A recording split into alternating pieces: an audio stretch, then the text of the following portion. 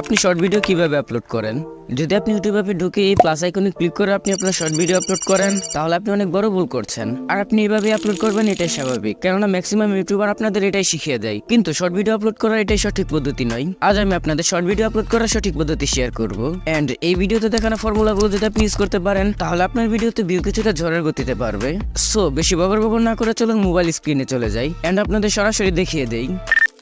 ওকে, সবার প্রথমে আপনাকে ইউটিউব অ্যাপটা ওপেন করে নিতে হবে। এরপর এখানে এসে আপনার ক্যাটাগরি একটা ভাইরাল শর্ট ভিডিওকে খুঁজে নিতে হবে। তো আমার ক্যাটাগরি একটা ভাইরাল শর্ট ভিডিও হচ্ছে এটা। এরপর এখানে ক্লিক করে ইউজ দিস সাউন্ডের উপর একটা ক্লিক করে দিবেন। তারপর এখানে ক্লিক করে আপনার কাঙ্ক্ষিত ভিডিওটি এখানে আপলোড করে দিবেন। সো আমি আমার কাঙ্ক্ষিত ভিডিওটি এখানে আপলোড করে দিচ্ছি।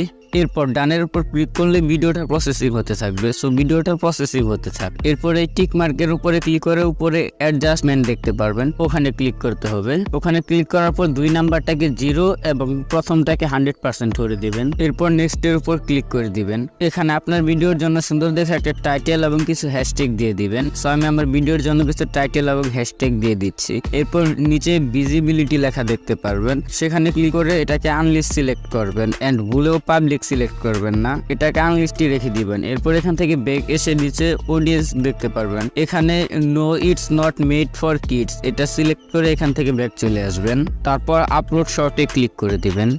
এরপর আপনাকে গুগল ক্রোমটা ওপেন করে নিতে হবে। এখানে সার্চ বারে টাইপ করতে হবে রিপিট ট্যাগ। রিপিট ট্যাগ লিখে সার্চ করার পর আপনার সামনে যে ফার্স্ট ওয়েবসাইটটা আসবে সেটাকে ওপেন করতে হবে। তারপর নিচে দেখতে পারবেন ইউজ ট্যাগ জেনারেটর, এখানে ক্লিক করতে হবে।